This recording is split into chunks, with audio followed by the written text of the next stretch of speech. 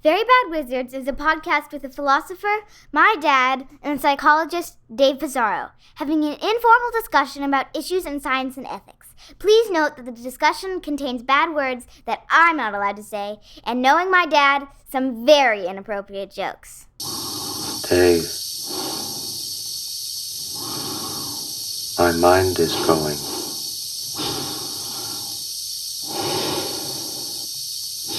I can feel it. The great boss has spoken. Pay no attention to that man behind the curtain.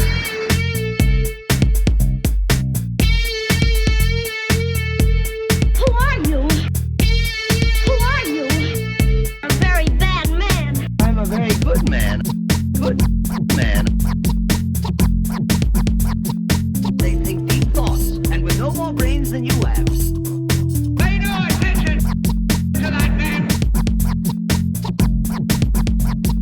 Anybody can have a brain. You're a very bad man. I'm a very good man. Just a very bad wizard.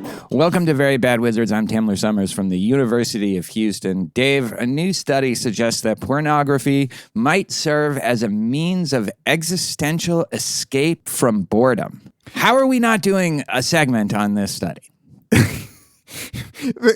Because it's so obviously true. Right, exactly. The Pope is Catholic. The sun rises in the east. Yeah. We could have. This paper contributes on pornography consumption by highlighting how it may be used for emotional avoidance, excitement seeking, and sexual pleasure in response to boredom. It's just so obvious. Yeah. Like it's Yeah. mild introspection. Yep. It's funny because it's obviously true. It's not necessarily that people think of it that way, you know? Right. But when you think about it for 10 seconds, it's like, oh, sure, exactly. No, yeah. I mean, it's right up the alley. It's right there with like denial of death. You know, those views of sex as an escape from the existential certainty of meaninglessness and death. And so, you know, if anybody ever asks me, I will. Yeah, I will be. I suffer from the deeply human existential, like. It's not just that I want to wank. Yeah. You wouldn't understand, Mom. I think you were the person to first say, but like I thought you were right, that sometimes like your life is such that like when you jerk off, it feels like you were productive, you know, like that you got something done at least, you know? Sounds like something I would say. And I think that's absolutely right too. Like there are days, well, at least I jerked off, you know? I spent the rest of the fucking day on Twitter or whatever, you know, No, it's going true. down Twitter, some rabbit hole, but like... Twitter makes jerking off seem like a productive. I cleaned the gutters. I jerked off. I went for a walk. Like, so it wasn't a terrible day. For a brief 3 minutes, I escaped the pain of knowing about my own death. All right. In the first segment, we have to talk about your society, the Society of Personality and Social Psychology, SPSP, are requiring Stalinist, Maoist kind of submission to a very particular ideology. I guess the question is, are you going to stay silent? You know, okay. So as you hinted, what's going on is that the Society of Personality and Social Psychology, the biggest society that represents the people who do what I do, are requiring now for conference submissions that you, along with like the description of your talk, like whatever I'm studying, masturbation and existentialism, you include a statement about how what you're doing contributes to like anti-racism and equality and equity, inclusion, and anti-racism. You know, Two Psychologists, Four Beers actually tackled this a few weeks ago on one of their episodes. Yeah. And it's worth a listen. I was listening to it as I was on a walk because I hadn't actually heard about these requirements. And I was actually genuinely upset. So I was on the side that this should not be a requirement. Guys, I feel like the details probably matter. They actually do. So what are the exact requirements? So when you submit an abstract, the reviewers are given the instruction to read and evaluate each abstract, I'm reading here now verbatim, with an eye toward the strength and rigor, contribution, interest value of the submission in light of the general SPSP audience. Separately, please evaluate the extent to which the submission advances SPSP's goal of promoting diversity, equity, inclusion, and anti-racism. And so it says under the equity and anti-racism category, it says evaluate the extent to which the submission advances SPSP's goal of promoting equity, inclusion, and anti-racism. To do so, please consider the equity statement, which you're supposed to submit, as well as the submission as a whole. Submissions advancing equity, inclusion, and anti-racist goals may include, but are not limited to, diverse research participants, e.g. understudied or underserved populations, diverse research methods, e.g. methodology that promotes equity or engages underserved communities or scholars, diverse members of the research teams, those from underrepresented socio-demographic backgrounds, from an array of career stages, from outside the United States or with professional affiliations that are not typical at SPSP, and presentation content, e.g. prejudice and discrimination, critical theories, cross-cultural research. So then the reviewer is instructed to rate the abstract and the diversity statement on a 3-point scale. 3 is exceptional. The submission clearly and strongly advances SPSP's goal of promoting equity, inclusion, and anti-racism. 2, satisfactory. And 1, not applicable. The submission does not advance SPSP's goal. And that scale will be combined with whatever other rating scale they use to evaluate like the merits of the work, like the scientific. Oh, they do. They quantify them. So they actually make you give a number. But does that number then determine? Is it combined with other numbers about rigor to then just kind of figure out whether it makes it or not? Yes. Okay. And what's not clear is how much. Like we don't know how much of those 3 points. I have no idea whether the reviewers, like whether the other scientific merit ratings are 3 points as well, or if they're like 97 points. You know. But do they definitely have number scales? Knowing them, yes. Like I would think if this is on a number scale, then the others would be on a number scale. Because to be fair, they do get like thousands of poster applications, so they need some way of like ranking them once they get all the ratings in. The thing is, like, this is what pissed me off. And I just sort of calmed down. And actually, when UL was here and we had to abandon the segment that we recorded with him. Yeah, speaking of like being chilled by a woke mob, I blame, Yoel puts himself forward as this champion of free speech, but not that time. Yeah, so we talked a little bit about it with Yoel because I was really heated. Like I think personally, all of the things that SPSP says about the importance of diversity, equity, and inclusion they're all great. We should really work hard toward improving diversity of all sorts. There's a problem about like quantifying like whether or not something, if I use like a researcher from Eastern Europe who's not well represented in the organization, does that count? That might be the biggest reason why it's kind of silly. But in principle, I think what bothers me the most is that the scientific work would be evaluated based on whether or not it meets these like diversity goals. Like, I feel like those two really should be separate. And there's like a weird, like for half of the people, it's obviously the case that this was a good idea. Well, not half, but like everybody I talked to, like some people, they're like, well, yeah, what's wrong with that? Like and then there's people like me who are just like, what the fuck is this doing in like the evaluation of whether my poster should be accepted? So like, I'm like, it's like Newcomb's problem. It's like everyone thinks the answer is obvious. Exactly. They just disagree about what the answer is. Yeah, exactly. So, I kept my mouth shut because I'm not a political guy, as you know. Yeah, that's the problem. Is people like you keeping silent. You know who else? You know who else stayed silent? SPSP's willing executioners. Yeah, exactly.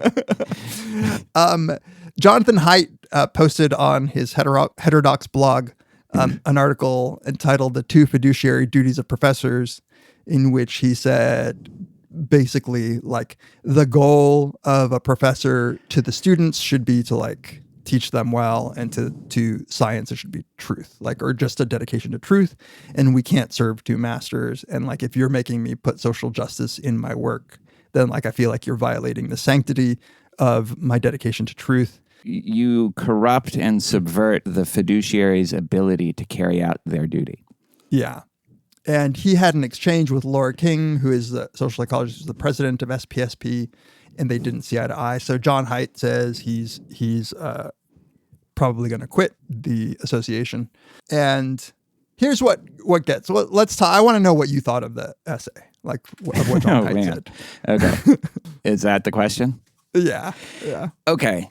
Because there's the issues and then there's the essay. So there's the issue, which honestly, I think I'm probably on your side, that I find this kind of posturing, and especially in association with like the anti-racism seems like it has a more specific ideological strategy for grappling with the problems that we have. It's too specific to try to make everybody in a freaking university society, like a society that is supposed to be about science. I'm probably with you about issue, but this, oh man, is this like, if like this would send me in the other direction. Like what the fuck happened to Jon Haidt? Like, I feel like he used to have like a sense of humor and I don't know, some sort of self-awareness. Like, who is this fucking thing for? So it is the most tedious, plodding, sanctimonious piece of writing that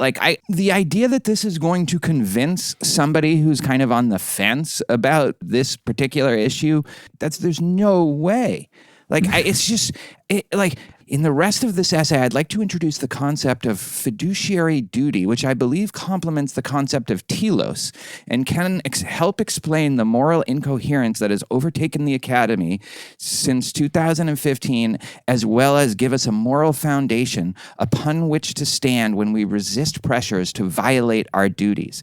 This is just deadly dull, and it feels like this is the last thing people need in order to actually address this problem. We don't need another fucking Atlantic article about this. I think the Chronicle might have posted this. But the Chronicle, I'll post these kinds of essays once every 4 days, right? It's got to be somebody, I don't know, somebody from within that gets mad about this, like a Vlad. Yeah. Nobody's gonna listen to this. I actually was mad and also wondering, because I've hung out with Jon Haidt. This isn't the person I hung out with, the person that wrote this essay. It's just too self-important and serious. And whatever this is, it is not this battle of fucking good and evil and truth and that right there is. For me, nail on the head. It's not a battle between good and evil. And you know what? It's not my disagreements with SPSP don't require a metaphor and the notion of telos to aid it. Mm-hmm. It's the simplest of objections, which is if I'm doing research, say on whether or not disgust is two emotions or one. Right, or how physiologically we can distinguish between disgust and contempt. I think that doing a mandatory statement saying how this meets the goals of diversity, equity, and anti-racism. Sure, I could cobble something together, but we know that that's not the point of my research. And there's a ton of social psychology that has to do with equality, and it has to do with prejudice and discrimination, and that's great. We should have symposia on that. We should have we should encourage people to submit. We should even bump those up. Definitely. Whatever. Yeah. But to actually put a score and essentially punish the science, because that's, no matter what they say, that's what this is doing. What putting a scale and a score and rating me low because it doesn't meet anti-racism goals that's what it's doing, is essentially driving all research to be not only of one topic, but of one conclusion. Maybe not of one conclusion, but certainly of one topic. And I think that that's actually bad for the science. And that's call me a positivist if you want, but I want a lot of these things don't belong in the science. Okay, so all that said, Yeah, just to get to what you're saying about Jon Haidt. I like Jon Haidt. I consider him a friend. I'm not going to bad mouth him. You can go ahead. But I completely agree that this actually, under the guise of trying to seem dispassionate and rational, it comes across as moralistic and pompous and insufferable. In a way that I think directly violates his own like dedication to sort of like crossing these, like building bridges.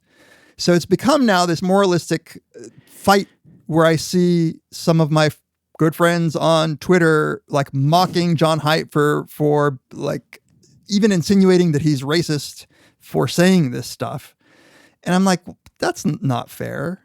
But also there's just simpler ways to do this. Like now it's just a culture war thing. Now it's just. I said that universities can have many goals, such as fiscal health and successful sports teams, and many values, such as social justice, national service, or Christian humility. But they can have only one telos, because a telos is like a North Star. It is the end, purpose, or goal around which the institution is structured. An institution can rotate on one axis only. Like, this is what I think that somebody like kidnapped him and like put something in his brain or something like that. He used to have like, slideshows about baby Jesus butt plugs. Exactly, right? And like brothers and sisters fucking. And now it's like the telos is a North Star that can only rotate on one axis.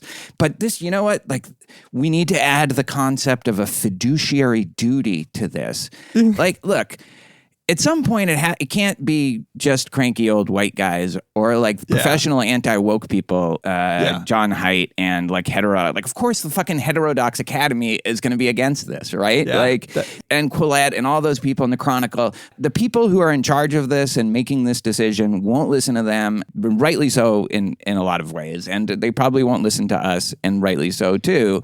But like, that's why I say the criticism has got to come from the people who are very sympathetic to a lot of their aims, but this crosses a line and they need to, and that's the thing, I guess, that's a little discouraging by the people who are just saying, well, it's stupid, but we do want more diversity. And in some ways, like, so we have something like this for jobs, right? When somebody applies for a job, they say like in what way they can address, we have the third most diverse student body in the whole nation. How will what they bring to the university, like take that into account or something like that? Yeah. And like, we don't give a rating about that. And like, but we do look at it, I guess. So maybe it's just a way of signaling, like, this is the best case you could make for it. It's a way of signaling that you are broadly sympathetic to increasing diversity and decreasing bias and letting new voices be heard that haven't been able to be heard before because of like structural and systemic like reasons. Like, it's just a way of signaling that you're trying to like address that, but it's not really like affecting the science, except being more open to a wider range of approaches or something like that. And that would be okay. Yeah, I mean, this is why I do personally think that this crosses a line, and I am, I consider just like not even attending the conference for this reason. I don't know whether or not that's going to make a difference in my decision, but that's the concern, exactly as you lay it out. And here's the crazy thing. So if you listen to the episode of Two Psychologists, Four Beers with Yoel and Alexa, Yoel lays out the issue as he sees it. And Alexa, who's very reasonable, is like, I don't see a problem. I did the same to Nikki. Like, I was pretty upset. And she's like, I don't see a problem. It's like we're seeing two completely different parts of a Necker cube. One is the very real concern, which I have, which is like we lack diversity in some real important ways. And there's so much about these statements that I believe and endorse. I should be allowed to say, however, at that stage at which you're telling me that I'm getting a score on whether my scientific submission meets these goals, like, I think there's something deeply wrong with that. Like, I don't think that's the way things ought to be done. At the very least, it should be a decision that was reached by the group as a whole. And, if people say like, if you don't like it, then why don't you just leave the society? Well, that's what's going to happen. Like, instead of having like a real discussion around it. And yeah, it's people like Lee Jussum and Jon Haidt and the Quillette crowd who are the ones speaking out against this. So it's very easy to come up with these facile critiques and call them like, well, they're just like, I saw a tweet that said John just wants like his secret excuse to be racist, which I think is completely unfair. Yeah, it's that he's been kidnapped and is being held hostage. To be fair, he was always weirdly more serious than his publications and talks would and moralistic. That's true. Yeah. But this takes it to another like cranky old guy, but not even like cranky old like Grandpa Simpson. It's like worse than that kind of, because of how self-serious it is. It's like there's not a tiny little hint of sense of humor or like a way of trying to note the irony of kind of the like none of that. It's like you're writing like a papal decree or like an objection to a papal decree or something like that. This is a huge problem with this particular crowd. Yeah. Like a huge problem. A complete lack of irony, just humor, ability to laugh at themselves and like take themselves less serious. They're all like that. It's crazy. The Yasha monk, like fucking. Oh yeah, yeah. It's weird. It's like you can't just. Can you think about just having a beer and just maybe being like, you know what? That was a little bit pompous the way that I phrased that. Right. You know? Like Paul would do. Like Paul, yeah, exactly. Paul is a good example of someone who probably believes a lot of the things they believe, but he would never write this. Like in a million years would he write something like that column that Haidt. Yeah, exactly. There just needs to be a way. Like I want to register my disagreement about that very specific policy decision that was made without seeming like I'm a curmudgeonly old white guy who doesn't care about diversity, because it feels like that's possible. Like I want it to be, and that's why, like, you know, hopefully, like we've said many a time, like you in a podcast like this, you get to know us and know our opinions, and hopefully people know where I stand with all that stuff. Like, in fact, more radical than many of our listeners want me to be when it comes to shit like race. But not class, interesting. But not. Fuck the poor whites. Yeah. So yeah, I don't know. It's just you're right. With there are just some people you don't want writing essays on your side. I mean, exactly. But it seems like it's all of them, you know? I know. And that's, I guess, one of their complaints about people like us who like are too cool to even like, or you know, pretend to be too cool to even participate in this debate is, you know, we're the ones that are staying, you know, allowing this creep to happen. And, you know, people have been saying that to us forever. And it's not that there's nothing to that, but like what they're doing isn't helping either. And in fact, like it's actually making it entrenching the two sides even like more than they are, because it's a boy who cried wolf thing with Jon Haidt and with like a lot of these people is they've been bitching about like the tiniest, most bullshit things for the last like 7 years. Fucking some like the Oberlin, you know, Asian thing that turns out not even to be true, or like, and as if this is like the end of civilization. You're gonna get it now. Yeah, it's like this is like fucking the apocalypse of like intellectual inquiry, and none of that has been true. Like none of that has been an accurate in any way, like accurate representation of what's going on at even like the universities like Yale and Cornell, never mind like the universities in the rest of the country. So like now you write something here which seems more legitimate. It comes from a more, like it's at least the target is more legitimate. And it's like, how are you supposed to take this seriously? Yeah. I think that they've been, you know, Chicken Little for a while too. But I do want to hear registered that I think that the universities have changed in this regard. Like those stories that you mentioned, like some of them are trumped up and some of them are used to like cry out about this, you know, great conspiracy of liberals.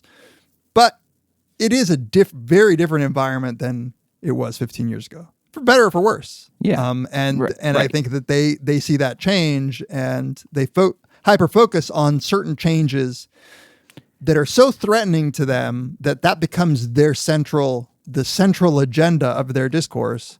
Meanwhile, nobody ever says like, hey, you know what's great is that like, you can't really tell racist jokes in class anymore.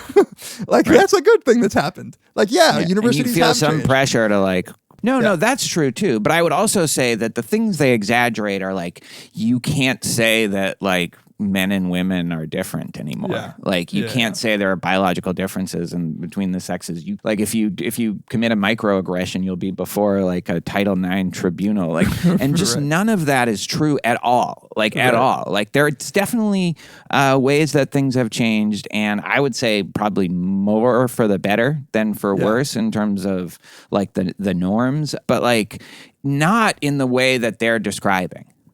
Yeah. Well, that's why like I think that the inability to focus on the fact that, say, for students of color, like this is actually many academic environments are better places now than they were 15 years ago for young women, right? Yes. Like the fact that it's like actually against policy to fuck your like for your professor to grab ass at you.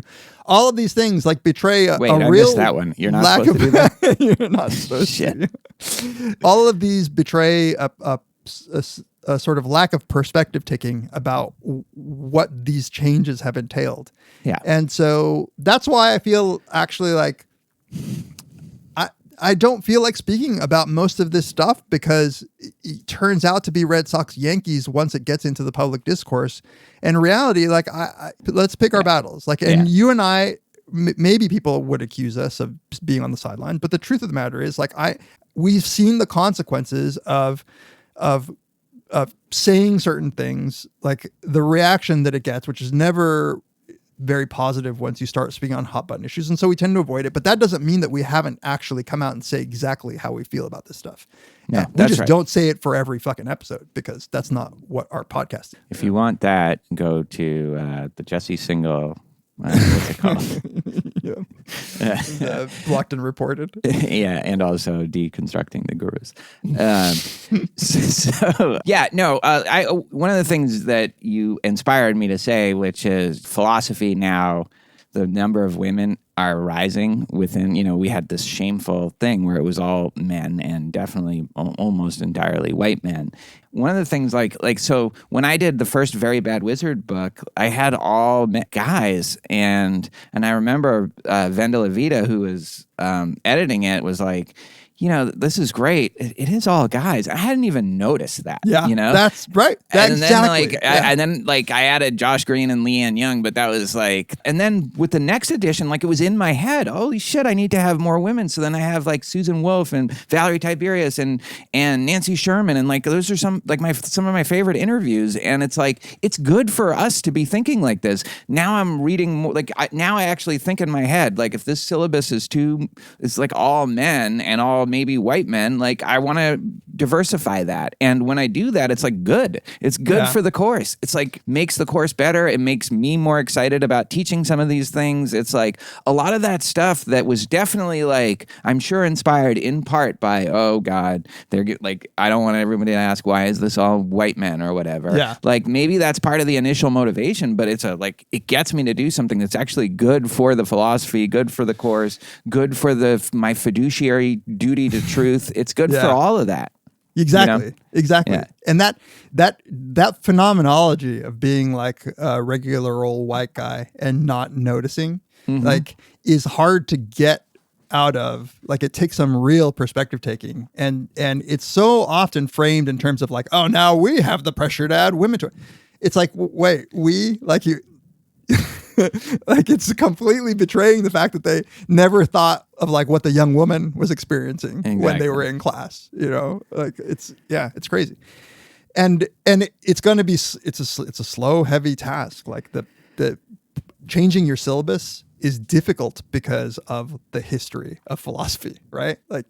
Actually requires some work. That's a good thing. We are blinkered. We have been blinkered by the way we were raised and brought up. And it's good to try to expand that. And sometimes you need an extra little push. That's what's hard about this, is because it's like sometimes the push does come in the way of these expectations that you're going to be more diverse in your approach. Right. And that's a good example for where I would draw a line, like being asked to diversify a syllabus versus having somebody look over your syllabus and tell you need to add like at least 4 more women to it, or else like you're in danger of losing. Sure, but nobody's doing that. Nobody's doing that. That's where the SPSP thing though is crossing a line to me, where it's like you might not get in. Now they haven't said so. Maybe it won't matter at all. But if it doesn't matter at all, then why do the whole coding thing, right? Presumably it won't matter. Yeah. Right? But the number thing is weird because, that's what makes it not like some of these diversity statements that people can feel free to use or ignore as they see fit. Like it's more like I got to give a number to this, and that could affect whether it gets into this prestigious. There's this other misunderstanding that's clearly happening here between Haidt and Laura King, where Haidt reads the word anti-racism and immediately thinks that this is the endorsement of a particular view. Like Robin DiAngelo. Ibram Kendi. And I think for someone like Laura King and for many people I know, that's just saying like you're against racism. And so it's almost just trivially true that you would be like, if you're a modern human being in an educated environment, like we just meant like you're like you're anti-racism. Yeah, you're opposed to racism. But then you shouldn't use that word because it is associated. Like that is like Ibram Kendi's book, How to Be an Anti-Racist. Yeah. People who are very much opposed to and working to address racism who aren't part of that school, they don't use that word. They don't say I'm an anti-racist, So like, I think that's, I actually think it's kind of legitimate to object to that word because it is implying a very specific approach to like the massive like problems of structural racism. Yeah. I think you're probably right. I think that they're so in that world that they don't even think twice about it. That's the part that's surprising to me. The sort of like shock, like wait, you're against like this seemingly innocuous thing. As somebody else pointed out too, what values? Like, of course, SPSP has values when it comes to diversity, equity, inclusion. And we probably have values about a whole lot of other things. Like, why not say that your abstract should include something about how we're care about the environment or something like that. A ton of moral values that we could choose to highlight that most of us would endorse. But picking this one out seems like an extra political. What about like animal welfare? Yeah, exactly. Yeah. So. Yeah. Well, be like us. Don't actually do anything, but somehow be better than the whole discourse. That's very good segue into our next topic. Yeah. All right, we'll be right back to talk about Unibus Pluram. This episode of Very Bad Wizards is brought to you once again by our longtime sponsor, BetterHelp Online Therapy. One of the primary benefits of therapy is to help you get unstuck, mentally speaking. When we're faced with challenges, we can find it hard to problem solve because we're just stuck in the same rut, the same way of thinking. Sometimes for me, for instance, stress can cause me to ruminate on the same thoughts over and over again, rather than be able to take a step back and look at what's really causing that stress and how I can address it. And here's where a therapist can really be of value. Therapists can guide you into new ways of thinking and help you get unstuck and leave you with a greater set of skills to be able to problem solve independently. That's what they're trained to do after all. And it can be surprising how helpful it is to get advice just from somebody who cares but is not wrapped up in the same mental loops as we are. I was personally able to turn to therapy during one of the most stressful times in my life, and I found that having a therapist tell me what was bogging me down was liberating. Even if deep down I knew it, I still benefited from having someone say it out loud. Again, someone who is a bit more dispassionate than I was and could see the real problems or the roots of those problems. So, if you're thinking of giving therapy a try, BetterHelp is a great option. It's convenient, it's accessible, it's affordable, and it's entirely online. You can get matched with a therapist within 48 hours after simply filling out a brief survey. And if you don't like that therapist, or if there's reason to believe that they're not the right match for you, you can switch therapists at any time. So when you want to be a better problem solver, therapy can get you there. Visit betterhelp.com/VBW today to get 10% off of your first month of therapy. That's BetterHelp.com/VBW. Our thanks to BetterHelp for sponsoring this episode of Very Bad Wizards. Why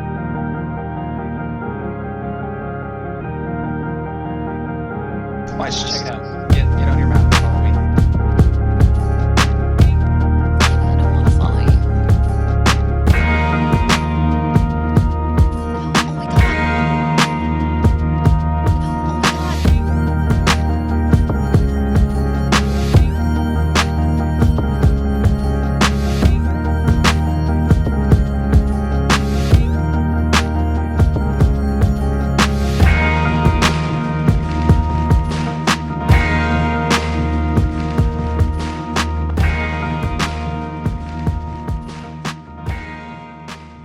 Welcome back to Very Bad Wizards. This is the time of the show where we like to take a moment and thank all of our listeners, our community, for all the support you've given us for 10 years. 10 years. Fucking years. And counting. Yeah.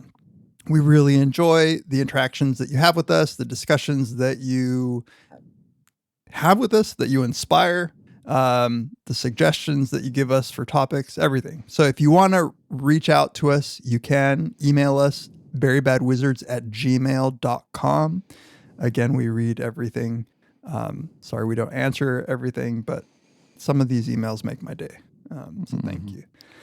If you want to tweet to us, you can tweet to @Tamler or @Peas or @VeryBadWizards.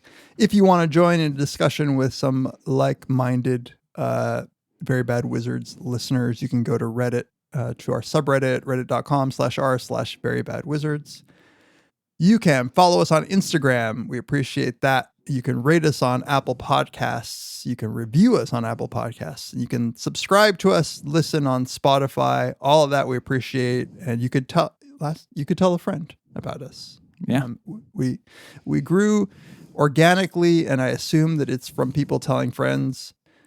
Organically, except for the Sam Harris bump. Yes, right.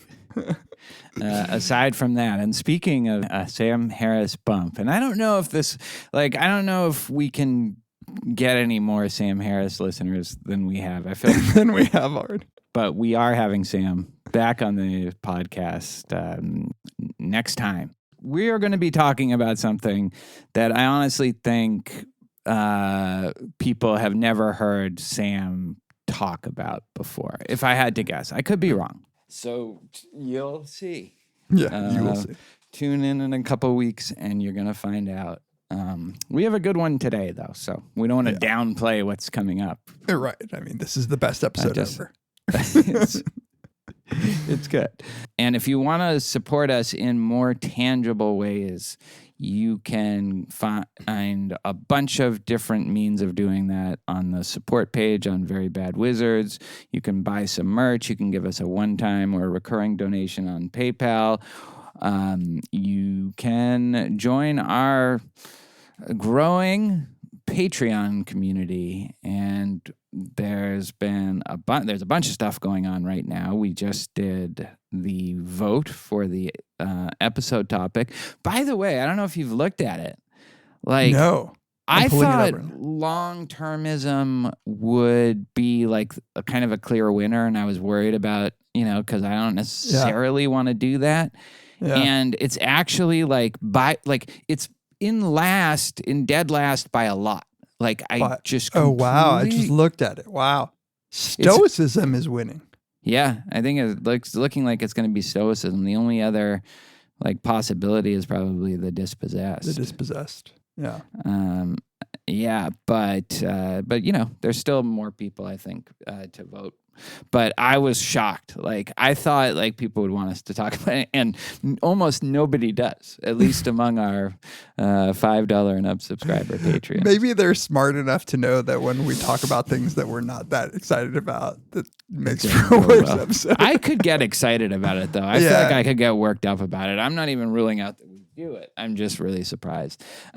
Anyway, that you get to do that a couple times a year if you're a $5 and up supporter, is vote on the listener selected episodes. If you are a $1 and up per episode supporter, you get ad-free episodes and 6 volumes, right? 6 now of Dave's Beats. That's right. And at $2 and up, you get access to all our growing library of bonus episodes, including something we're putting out now every other week, because if you can't go just more than 1 week without hearing our annoying voices, now you don't have to. And honestly, I think this is like some of the best stuff we've ever done. Like us, I don't know if it's like, it's hard. I'm being honest. Like, I think it's some of our best work. Yeah. It's what we were put on this earth to do. That's what it feels like. Or at least, and we're enjoying it so much. So I'm sure that's part of it. But it's the Deadwood podcast, The Ambulators, and we go through every episode in great detail, really scene by scene. And so there's a bunch more coming down the pike there. That's at $2 and up, $5 and up. In addition to getting to vote, you get to have access to a whole series of Dave's Intro to Psych lectures, a couple of my lectures on the symposium. At $10 and up, I got to post the Ask Us Anything for this month. You get to ask us anything, and we respond to all of your questions in a video. And we also post the audio version of that for our $2 and up subscribers. So there's a lot that you get with this Patreon subscription, and that's great because we want to show our gratitude. We really appreciate all the support that we get from all of you. So thank you very much. Thank you. All right, let's talk about the David Foster Wallace essay, Unibus Pluram. Essay that I guess seems like it was written in 1990, but was first published in 1993, and also in his collection, a supposedly fun thing that I'll never do again. It's very hard. We were just talking about this. It's very hard to just say what this essay is to give a concise summary because it's so sprawling, but it's ostensibly about television, about the role that television has played in combating alienation and loneliness. And it's about the prevalence of irony in television and the way that has permeated into larger society, the way it affects the current younger generation who grew up on television of fiction writers, especially like the overeducated MFA, so like of the kind that David Foster Wallace was. Maybe irony has run its course as a way of addressing the ills that we face, and we need something new or something different, and then all the obstacles to actually doing that. There's my that was a pretty damn good job. I remember, I'd never read this, but I do remember either reading part of it or maybe hearing a discussion of it, and I knew that it discussed irony, and I was excited to read it for that reason.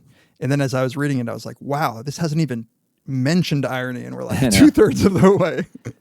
Yeah. I mean, it is about irony, but that is the thing that people take from it, I think. Like, if you had to come up with one takeaway, is like, maybe we need to return to a kind of sincerity, that would be, at this point, the bravest and, I don't know, most iconoclastic thing that you could do.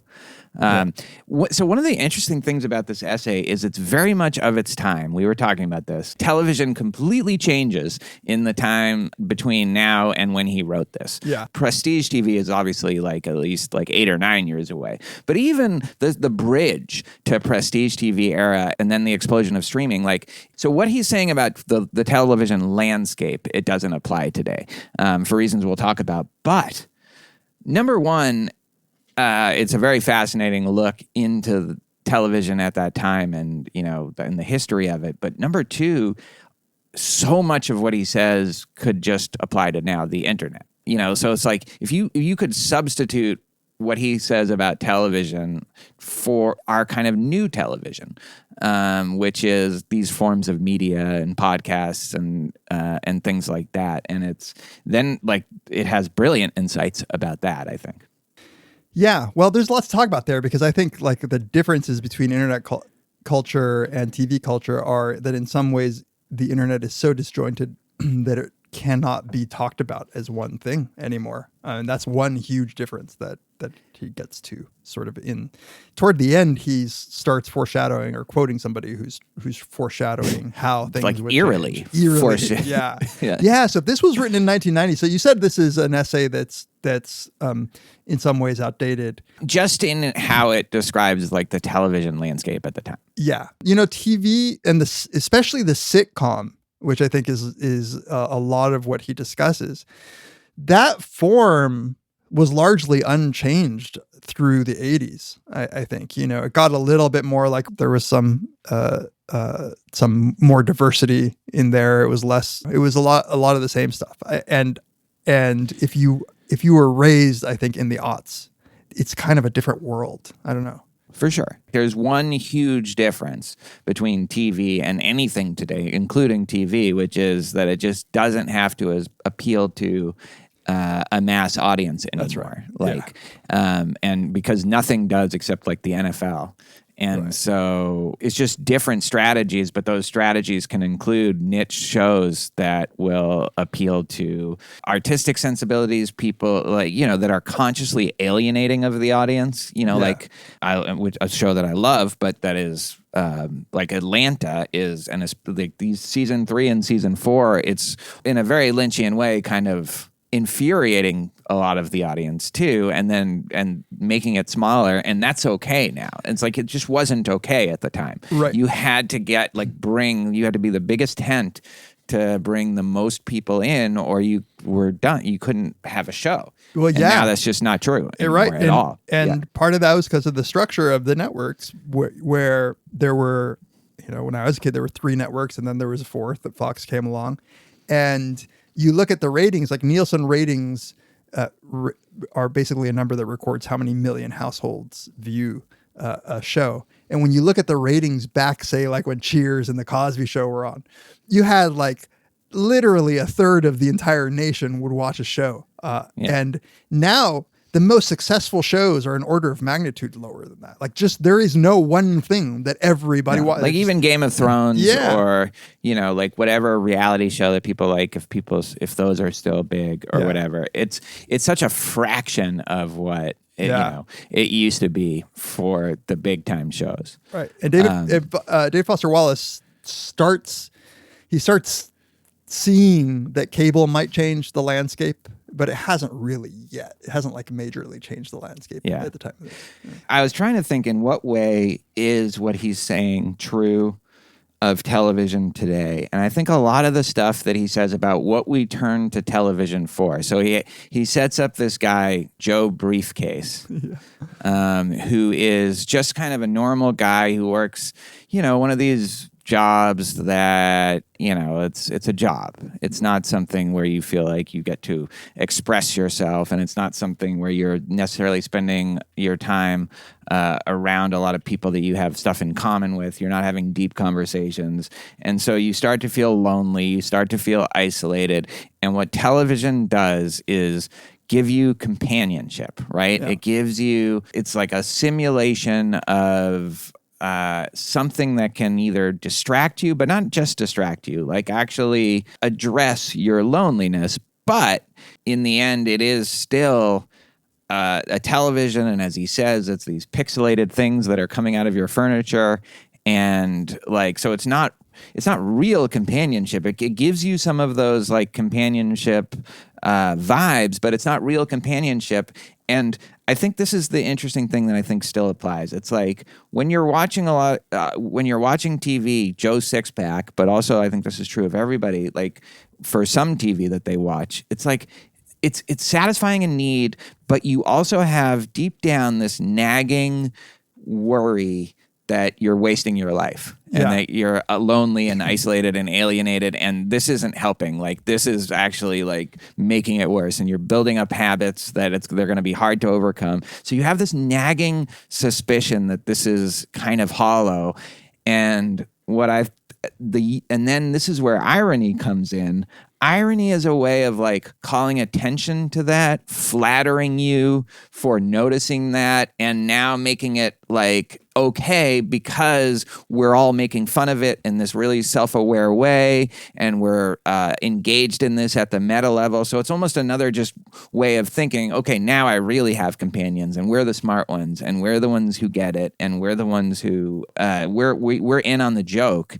But essentially, it's still doing the same thing that it was doing before we started to be suspicious of of it. It's like it's giving us that companionship that we essentially lack, and that sense of, I don't know, like purpose or richness that we feel like our life lacks. Yeah, that comes from normal interaction. So yeah, one of the things that he starts out with is the statistic that the average American family, or the average American, watches 6 hours of TV a day, which is a pretty staggering number given that, people get home from work at 5, 6 Yeah, at I night. never fully understood. It's crazy. I guess it's just on, like, people would come home, turn on the TV. My childhood, left to my own devices, that would be, I would come home from school, turn the TV on, and it might not go off until like... Definitely, but like we weren't left to our own devices, and our parents weren't doing that, and no, you know what I mean. Like they could, like, we weren't. My parents weren't anti-TV, but like even when I was watching what they would think was a lot, it would be like 3 hours a day. Yeah, I just looked it up. Actually, that's 3 hours a day is the estimate nowadays. But now we have the internet and stuff. Yeah, and that's way bigger than that. Yeah. Do you get those weekly reports of how much you're on your phone? Yeah. But it's because I work on my iPad too, so it completely like skews it. But keep telling yourself that. But one of the things that Wallace points out is that you could imagine that TV is voyeurism, that we're scratching this itch by watching others, like we're watching others and others' lives, and that this is somehow fulfilling. But he points out that TV is really not like voyeurism, because TV people are people who know they're being watched. They are skilled at portraying and displaying their persona, their character, the situations they're in a way that is deeply unnatural. Right? It's like actually not what life is. It's a veneer. It's like it's tricking you into thinking that's what life is. So, he says, look at the difference between when a real person gets in front of a camera and how like hard it is for them to look at all natural. These are people who know they're being watched, and that's their whole job. I think that he's making this point to say this is a very artificial situation where we are watching other human beings, thinking that we're watching. It's very parasocial. We're thinking that we're engaging in this social activity, but really we're not. And like exactly what you said, there is this, he says, look, a lot of people, especially at this time, I remember people used to just make fun of TV. They would say, like, critics, anybody hoity-toity thought that TV was a complete waste of time and that it was dumb, and that people who watched a lot of TV were dumb. And that they could make up all sorts of reasons, but what I like about what Wallace says here is he says, look, we watch it because it's fun. Like, at the end of the day, we watch this stuff because it's entertaining. It's just that when you watch something, whether or not it's fun and entertaining, when you watch it for 6 hours a day, something is going to happen, right? There is going to be some downstream effect that what you're watching will have on you. And he talks about a few of these, but one of them is that like people get picked to be on TV because they're beautiful, they're pretty, they're fun to look at, and you start thinking that you need to be pretty, and you also have a mirror and you're not pretty, so like you start feeling shitty about yourself. This has its contemporary analogs. This is Instagram. Does. This is yeah. But that it's that irony was the sort of solution to that is, I think, just such a good point. It's not an obvious one to me at all. I think it's just deeply insightful. It's deeply, I want to talk about the extent to which that's true today. But I think it is absolutely right, in the context of what he's talking about. I think the best example of it is advertisements, right? Like TV ads. At a certain point, it became clear that you couldn't do some really sincere, our product is the best product. Right. I mean, it's not that you couldn't do it, but that people were just primed to make fun of that. And so commercials started just taking that into account, being very self-aware that they're commercials. Now, like, there's no insurance company that would ever do like a straightforward commercial, No. like a car, like they all have their little progressive, or the Geico or, Flow and progressive. Like it's like everything is a meta joke now with ads. And I think what he points out is that this was happening at kind of every level of TV. And then that is the way that TV was changing, even at that time compared to what it was in the 60s and 70s. Yeah. He has, I think, a good example of these ads. Like the Joe, I don't think it's his example. He's citing another essay that talks about the Joe Isuzu ads, which I remember vividly, which, it really was like, the thing about being sincere is that you can get mocked. Like, you are very vulnerable to mockery. And so the minute that people started realizing that, of course, you're a fucking insurance company. You're going to say your insurance company is the best and you need us. Like, of course that's what you're going to do. So what's the point of doing that? Like, at least flatter people into seeing that you already know that. Totally.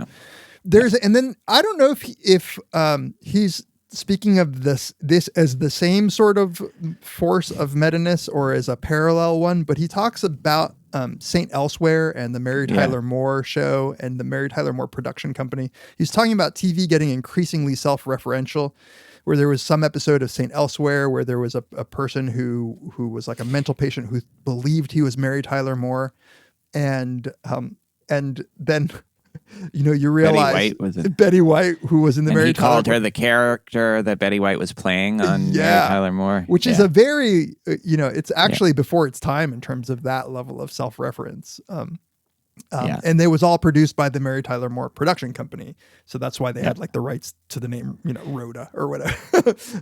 And it ends with the guy throwing up his hat like she did at the end of the thing. Right. Yeah. Yeah. And so maybe because TV was an industry that was dominated by production, a handful of production companies and networks.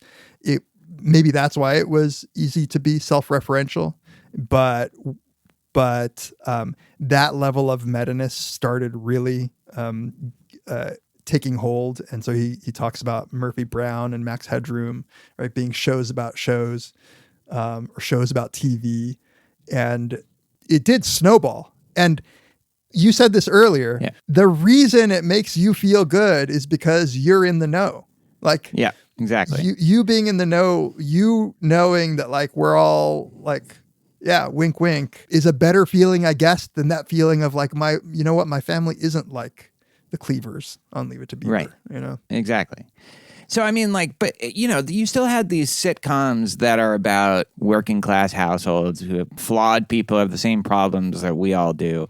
And even The Simpsons, has Homer at the center of it, But The Simpsons was very aware that it was an animated television show and would go out of its way to like do meta jokes about that. And they're funny and I loved them. And like, I'm a sucker for that. And like, I think Larry Sanders Show is like a prime example of this. And I guess that's kind of mid to late 90s. Or, this is like the mockumentary kind of thing, but not exactly. It's more just like a behind the scenes of a talk show, but with real celebrities playing themselves.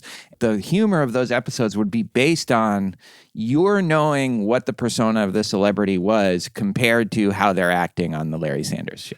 Yeah. And it was like really fun, but it was so steeped in this kind of cynical irony about, celebrity and vanity and all of that. Absolutely. Where it's just like, it's fun trying to figure out how much of this person is them really, or them portraying their character. Good. Hey, Larry, I saw that tape of Hank, man. That's some kind of hog he's got on him, huh? I'm glad the Fonz is sitting here between us. I feel kind of safe. You look really good, Hank. Very centered. Life must be good, huh? I'm drunk. I just heard that you are coming out with some kind of a tape, an exercise tape. Congratulations. What is that, a joke? What, are you trying to be funny? You know, you can't just bang a jukebox and go, hey, and all your problems disappear, Fonzie. It worked for me. Ah, go fuck yourself. Hey, Hank, you know this dear friend of mine. He brought everybody banana bread. He gave Mary his sweaters. Don't pick on him. You want to pick on somebody?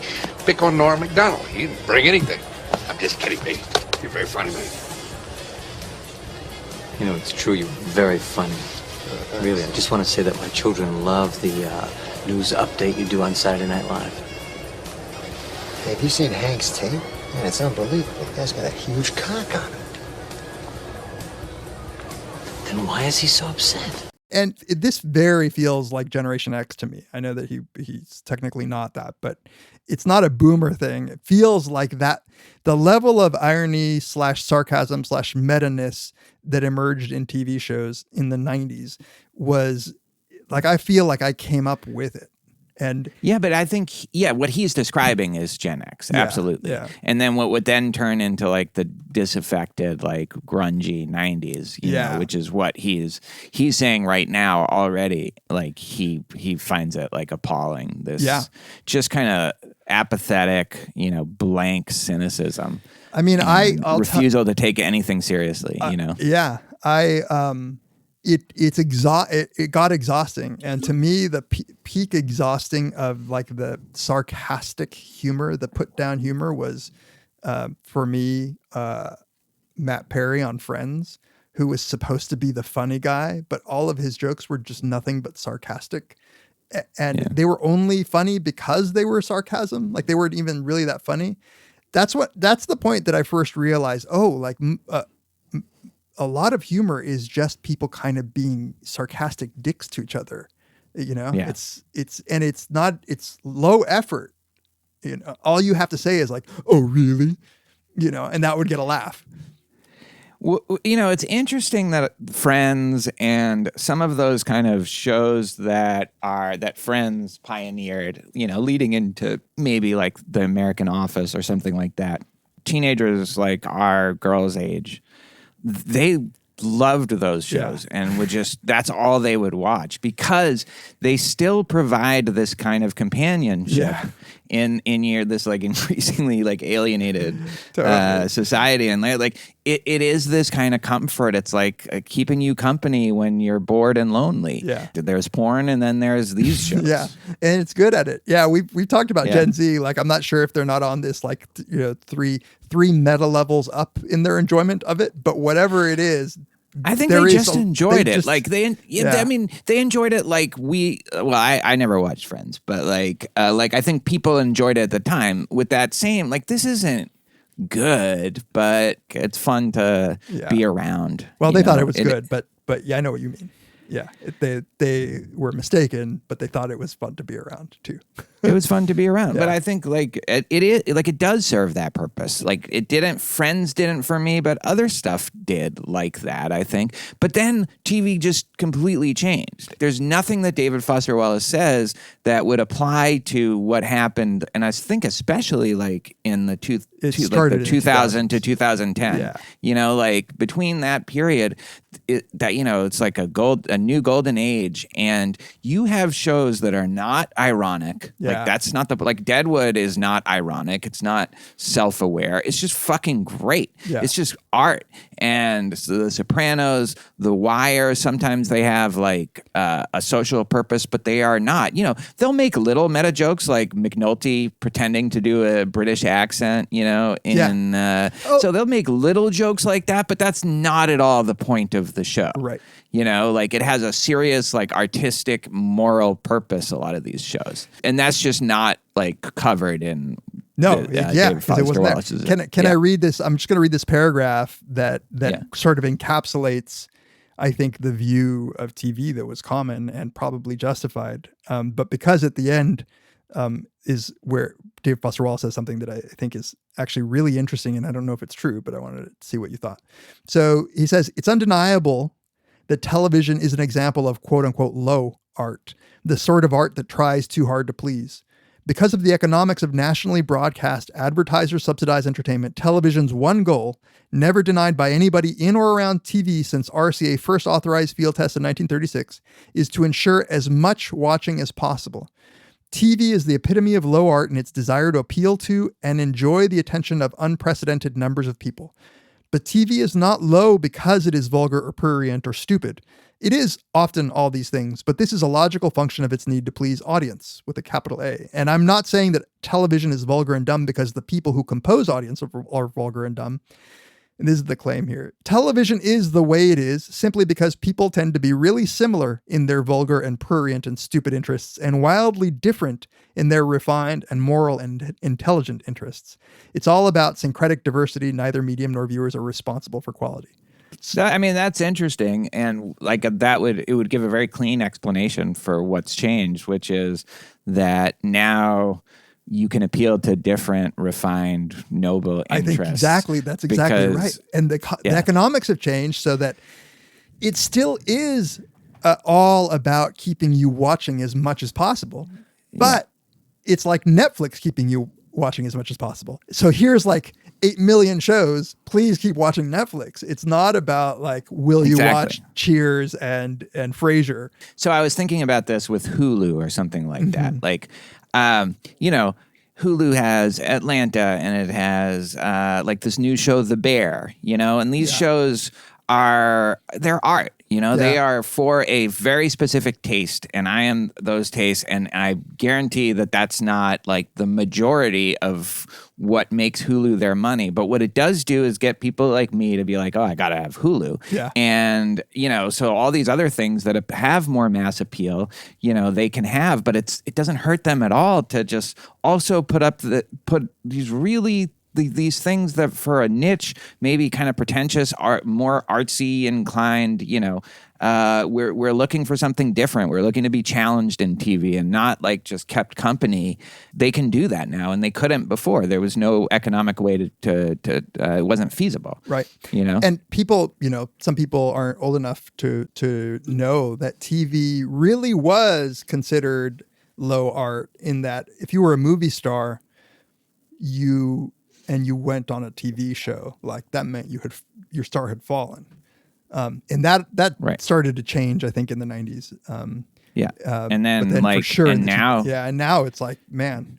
Now you have Julia Roberts just doing like season 1 of Homecoming, like a show that almost nobody has heard of. Right. And, like directed by Sam Esmail. It was good. It was really good. But like, nobody probably knows about it, Yeah. At the time, like there's no way that's something like, so here's what I was thinking.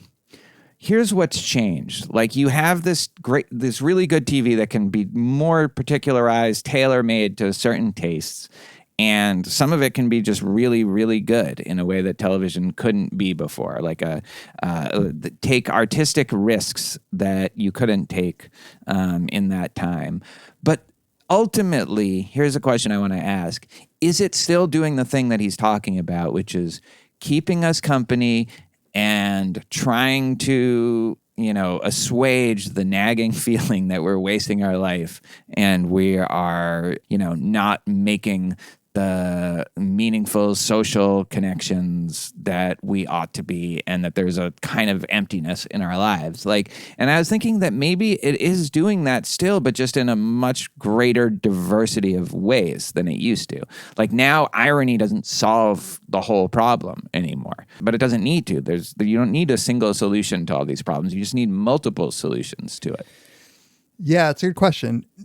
Here's the way that I think I was interpreting the argument that Wallace was presenting, which is something like this.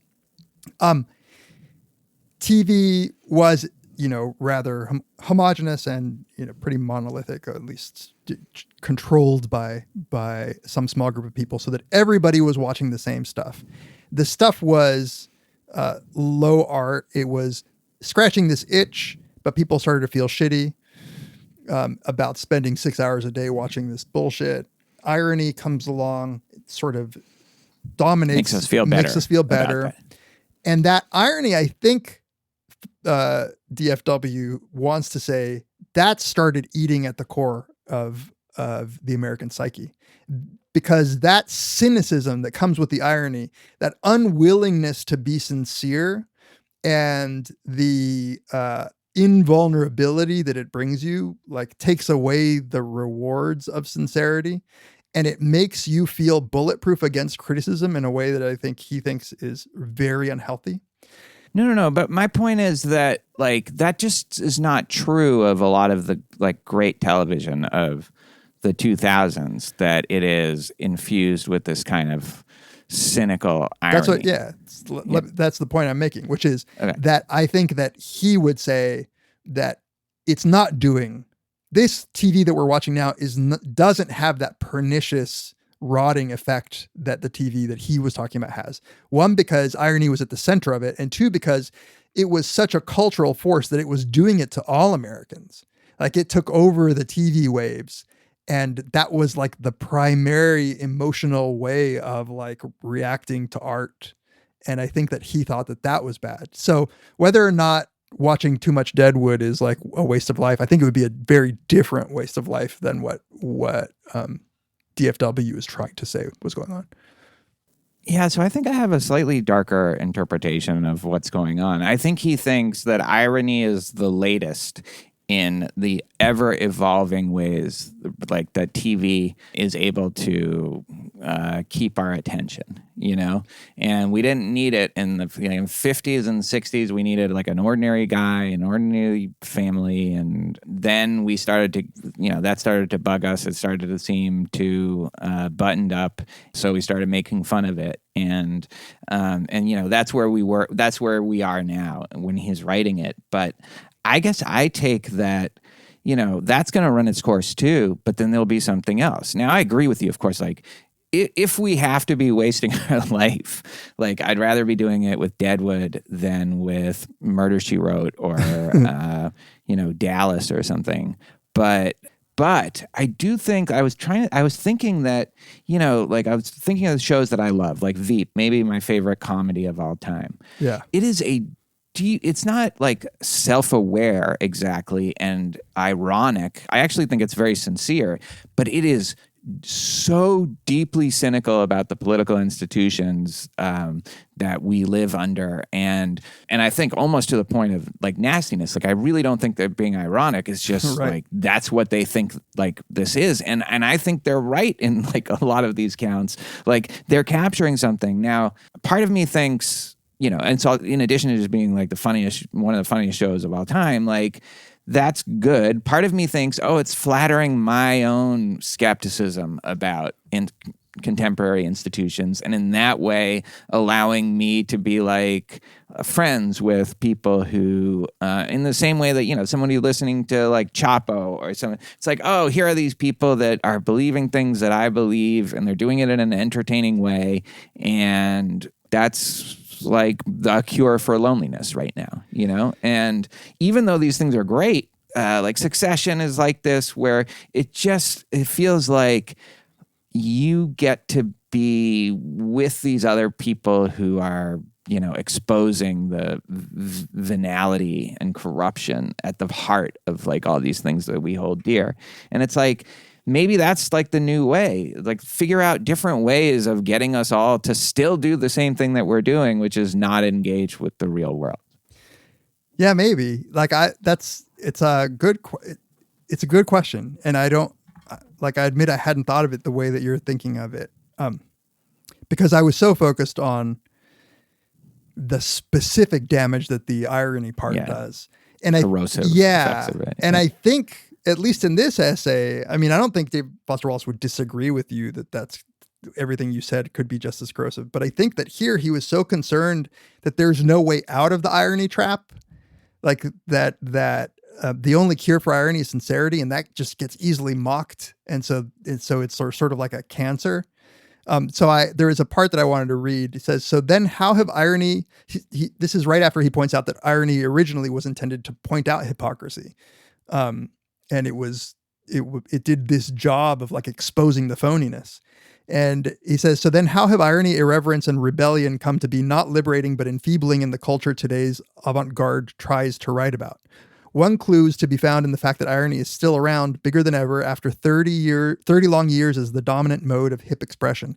It's not a mode that wears especially well. As Haidt puts it, irony has only emergency use. Carried over time, it is the voice of the trapped who have come to enjoy their cage. I love that quote. This is because irony, entertaining as it is, serves an exclusively negative function. It's critical and destructive, a ground clearing. Surely this is the way our postmodern fathers saw it, but irony is singularly unuseful when it comes to constructing anything to replace the hypocrisies it debunks. Yes. Yeah.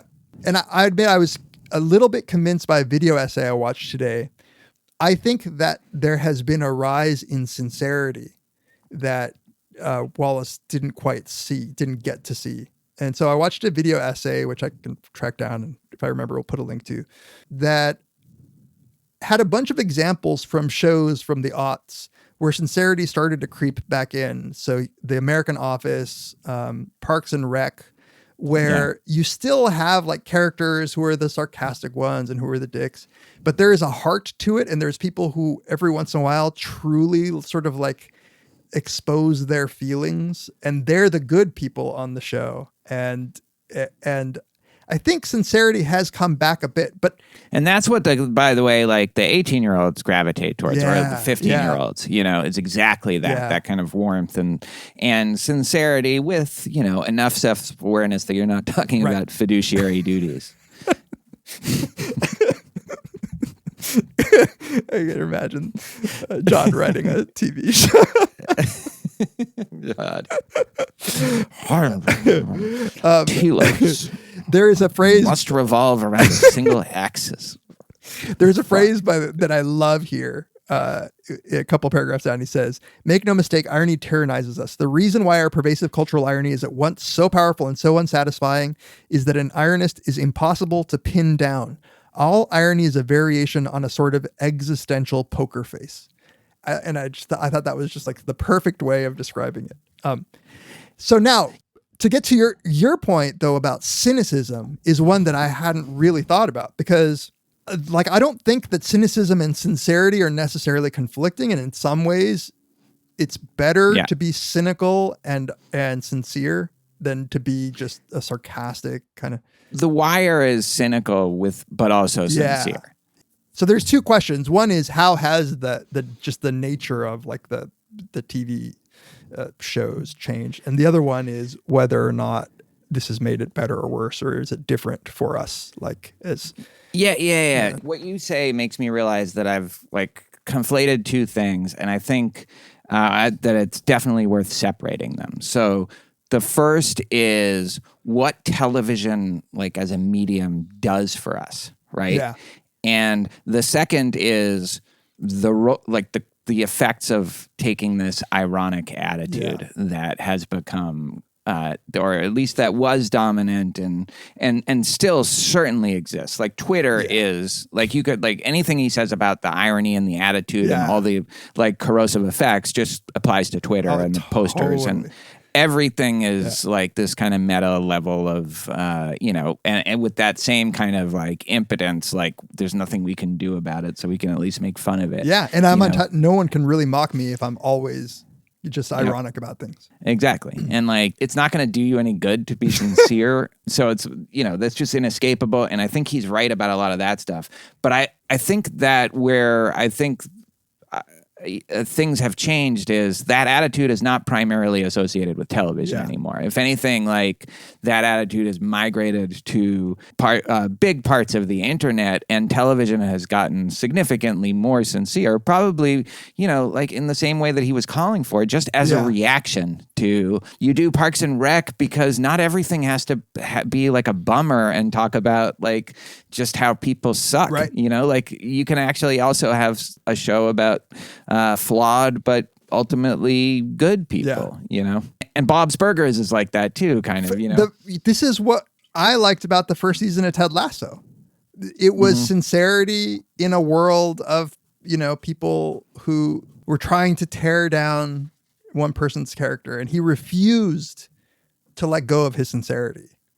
But think about what that show was. Like, it got released in the pandemic where everybody is desperate to like connect with something. And it did. It gave off the first season, like, you know, it's in retrospect, it was evil. There's only one season. It's like demonic. There's only one season. But of Ted Lasso? Yeah, there's only one season. That's right. But it gave people like I don't even know. I haven't gone back and watched it, but like maybe like I was just also craving like I although I don't know.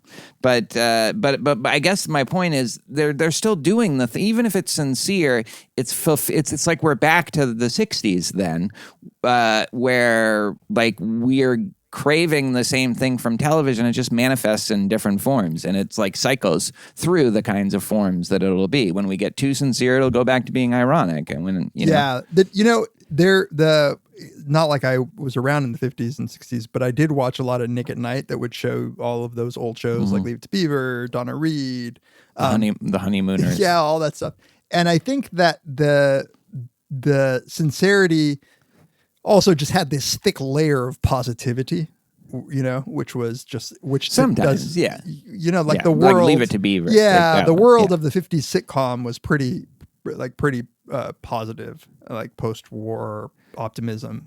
It was not exceptionally diverse. No, exactly. They didn't film in Detroit. They didn't have to like explain what they were doing to combat anti-racism. Right. Or no, to combat to further anti-racism.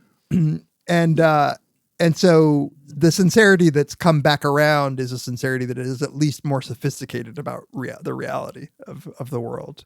You know, like so exactly. It's cyclical maybe, but I think cyclical and maybe it's an upward spiral. So I think like what he says about irony is 100% true, and it's a very tough problem because ultimately I think, you know, the most pessimistic reading of what he's saying is our society is set up in really deep ways to make us desperate for social connection and meaning and purpose and some kind of sense that we're not just biding our time until we die. And like, that's the deal. Television offers a way, he's like, of addressing that, but in doing so, it becomes like addictive. It becomes like, I like what he says about, television both is a problem because now the more you watch television, the more you withdraw from society. Yeah. You know, this could be video games now. This could be, you know, like the internet, or it could still be television, but like the people who just watch Fox News or CNN all day.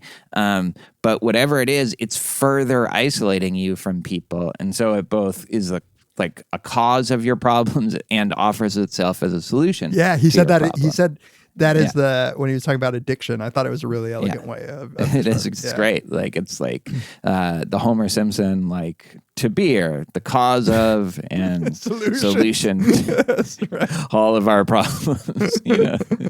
But that's what television offered then, and like I kind of wonder if like that's one thing that hasn't changed. You know, certainly if you broaden television to include, you know, maybe more of the visual internet, YouTube, things like that. Well, this is the thing. You know, you talked about the rise of prestige TV and how you know there are these amazing shows, so it's not just all low and base art, but the rise of the proliferation of production of all kinds of TV shows that fill a niche means that there are a ton of really stupid things out there now. And like, I don't want to judge anybody because people I very much love watch a lot of reality TV. But to me, reality TV is like the lowest common denominator of this stuff, right? It's not the The Wires and The Deadwoods and The Sopranos, which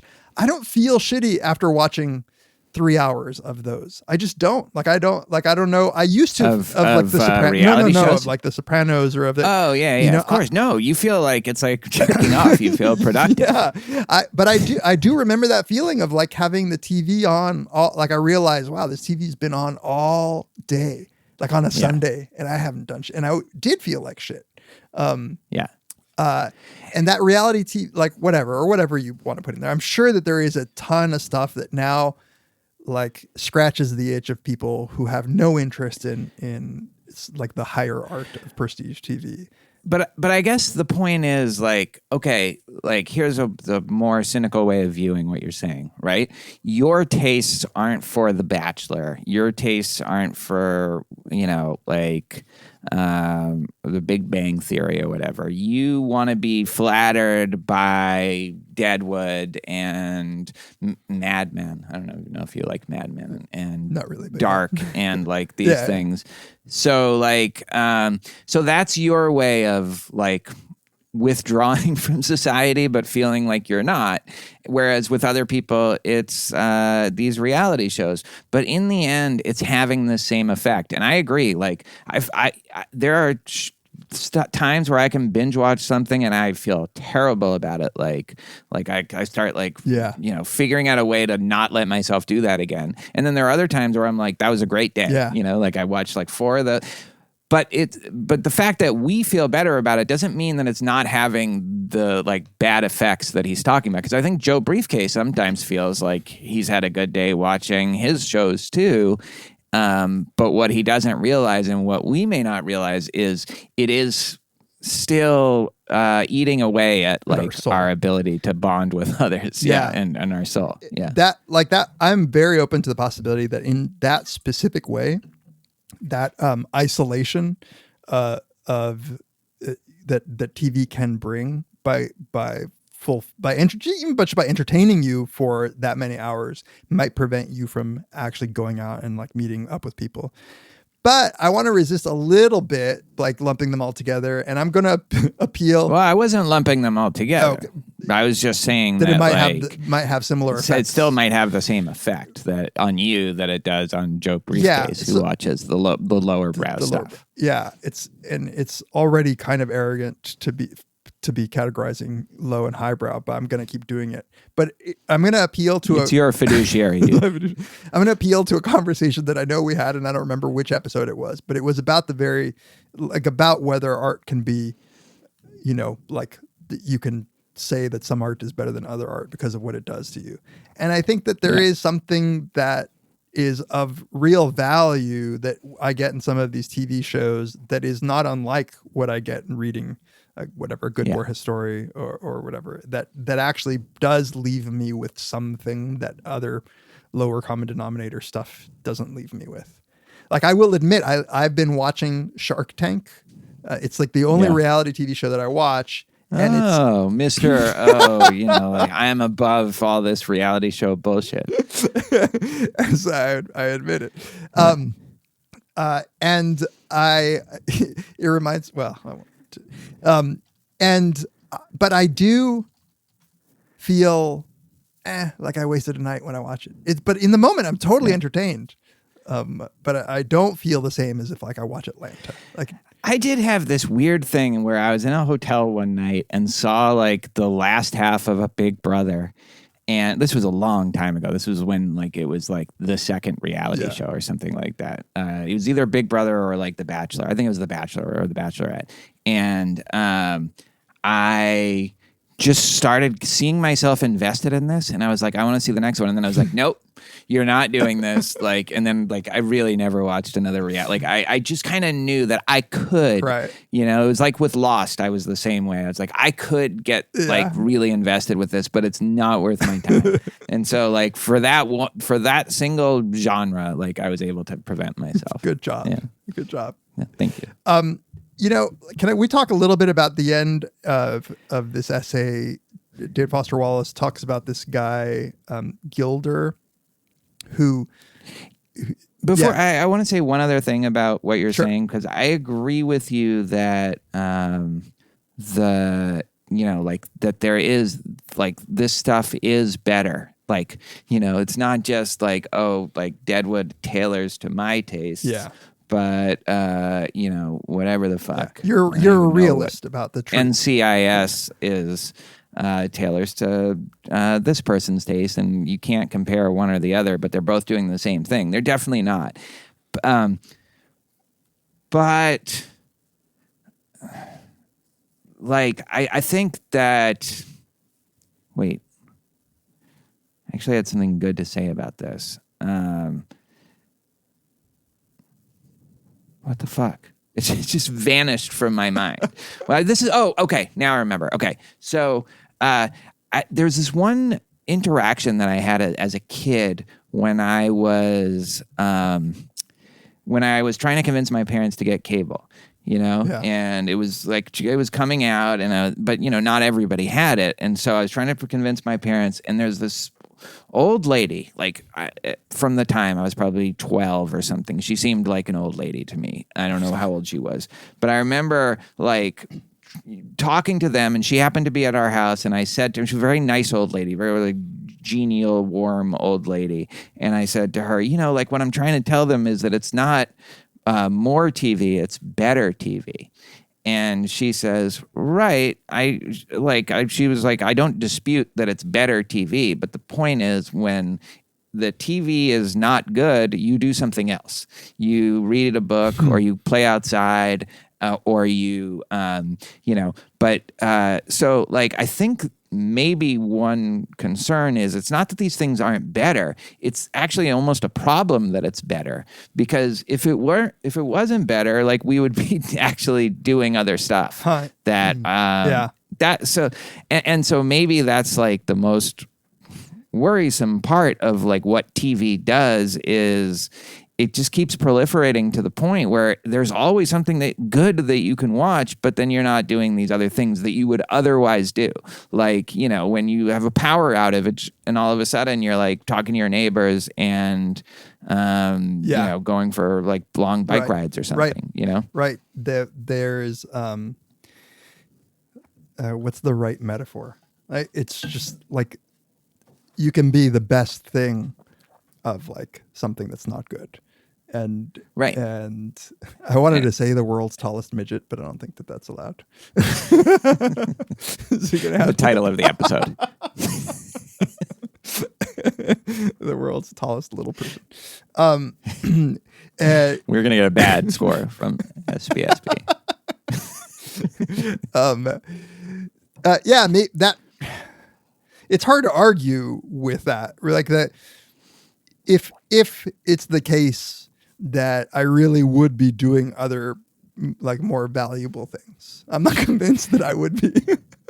Like I might. Well, that's the question. Is like, are we gonna find some bullshit to do anyway? Yeah. And if that's true, like then like again, that's consistent with like we're broken. Like society is set up wrong for us to be doing meaningful things. So we might as well at least get better at doing the stuff that is compatible with living in our society. I was gonna flippantly say like, what do you want me to do? Play board games? Like, how is that any better?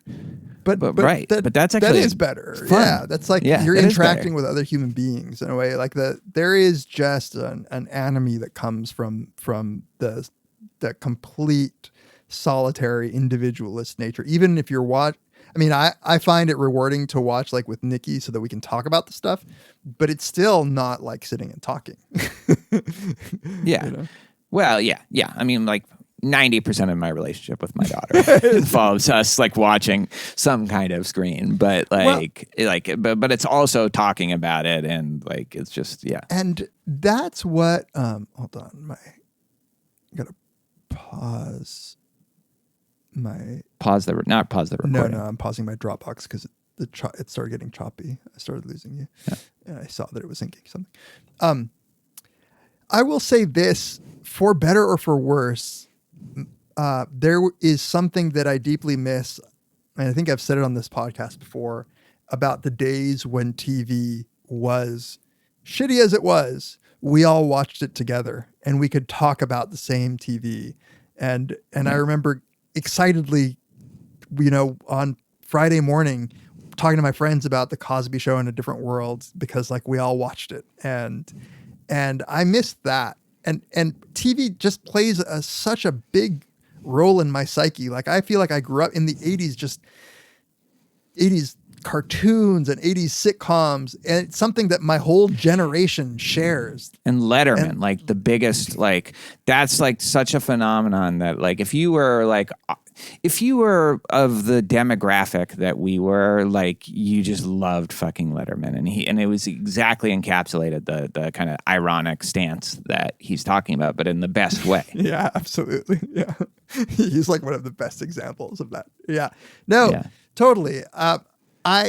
And there is like a common, we have like a lingua franca of stupid references that we can make to each other that we just can't anymore to our kids. And you know, this is why we're like wheezing. Yeah.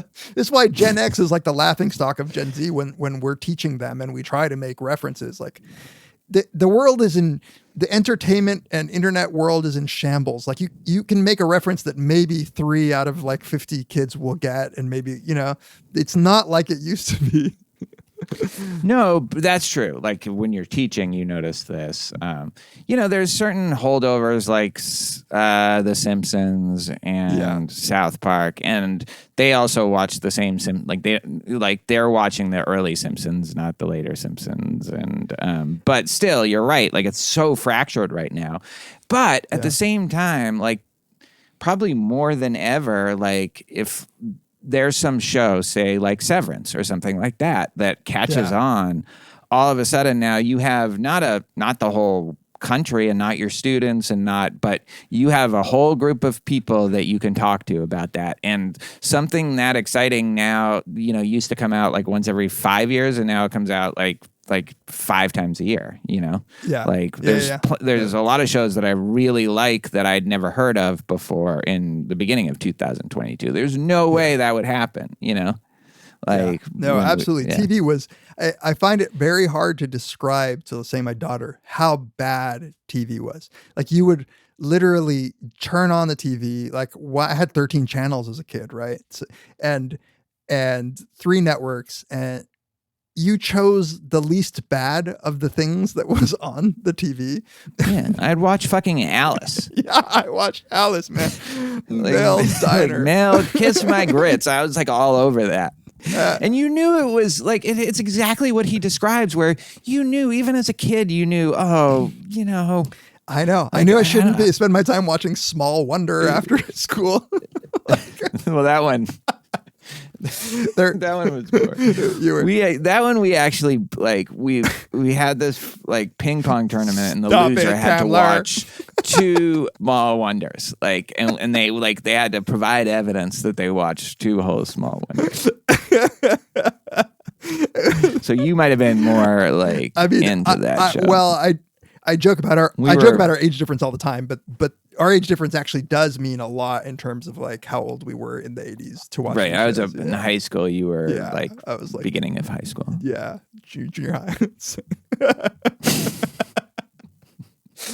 Punky Brewster, you know, Silver Spoons, fucking Different Strokes. Silver Spoons, like when I was young, I think I non-ironically enjoyed it. Oh, for sure. But the point is, maybe what we've done is not address the problem. We've just like figured out a better way of being fucked by the problem. Right. You know? Have we polished But the problem really is that we're like, we yearn for something that we can't have. Yeah. We've polished the turd, but the turd is the turd. And that's why I pre-commit to talking to you for 3 hours at least once every other week. Well, that's the other thing. Like, you know, not only are there these like 5 or 6 probably per year of just really interesting, cool shows that you can watch, but you can also just like read really smart people say interesting things about them and listen to podcasts about them. And again, all of this is satisfying, I think, this need that we get sometimes doing this, right? Of just being excited about something meaningful in a pretty sincere way. Like being excited about something that you think is great and sharing that with somebody else. And now there's way more ways of having that experience. And I don't even think it's unhealthy in all cases, or even most cases. Like, it's really like, I love if I've just saw a cool movie, knowing that I have like a great podcast about it and like 4 good articles and analyses and reviews of it. Like, that's awesome. I'm like a pig in shit, but maybe that's just polishing the turd, like you said. Yeah. I don't More know. polish. All I know is I fucking enjoy TV. I can't wait to talk about Deadwood again. Yes, I know. Well, nothing bad about TV applies to Deadwood. Yeah. Nothing bad, period, applies to Deadwood.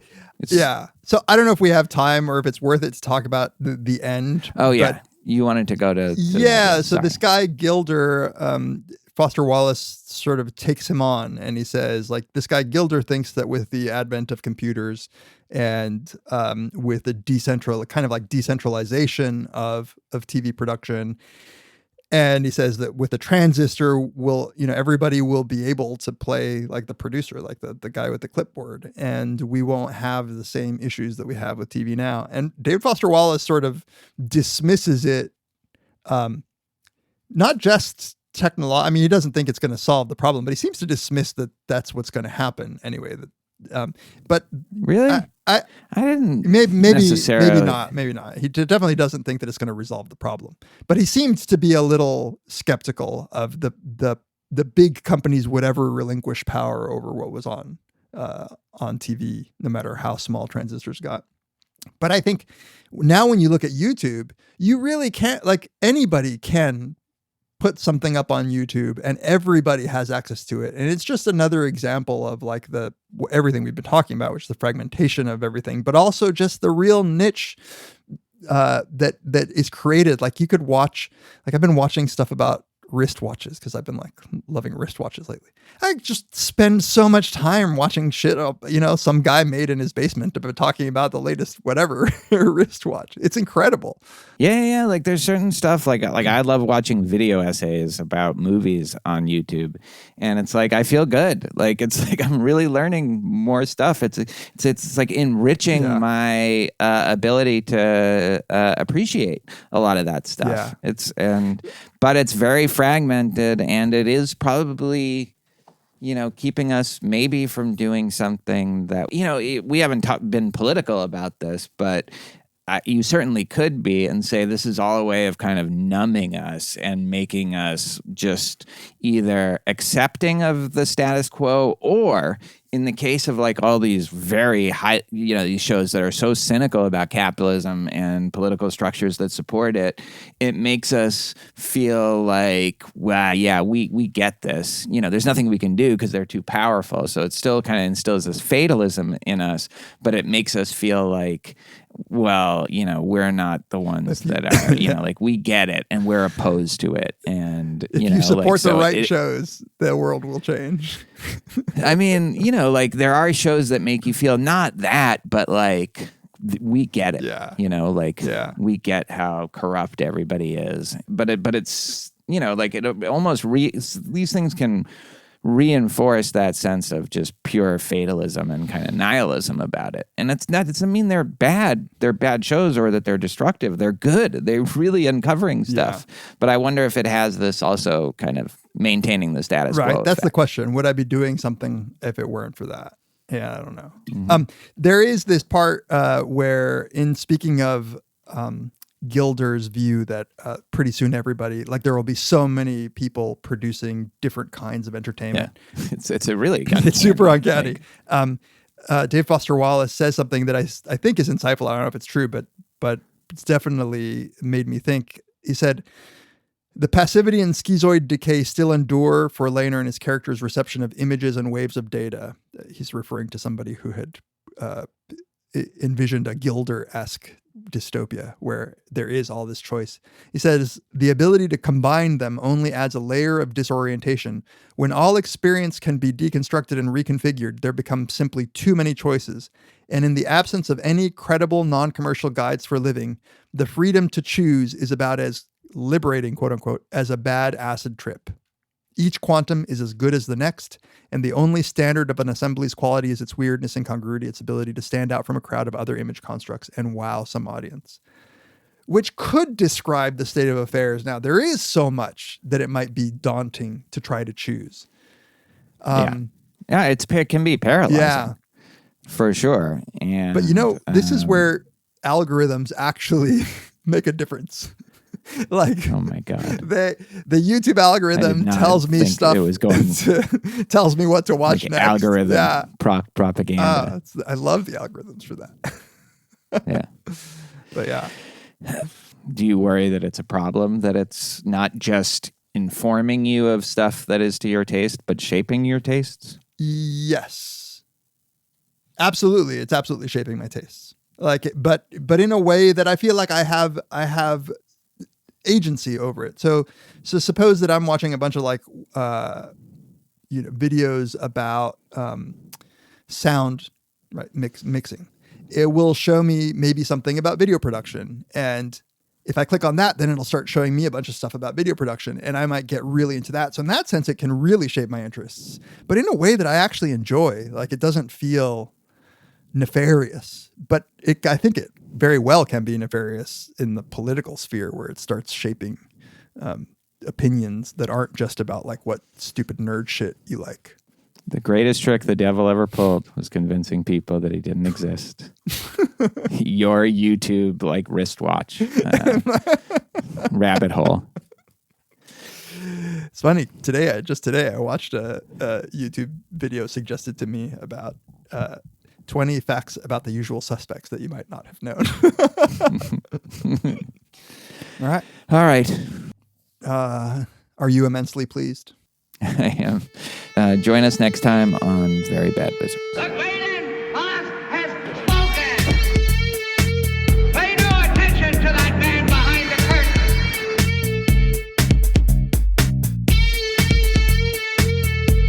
Who are you? Who are you? A very bad man. I'm a very good man. Good man. They think deep thoughts, and with no more brains than you have. Pay no attention to that man. Anybody can have a brain. You're a very bad man. I'm a very good man. Just a very bad wizard.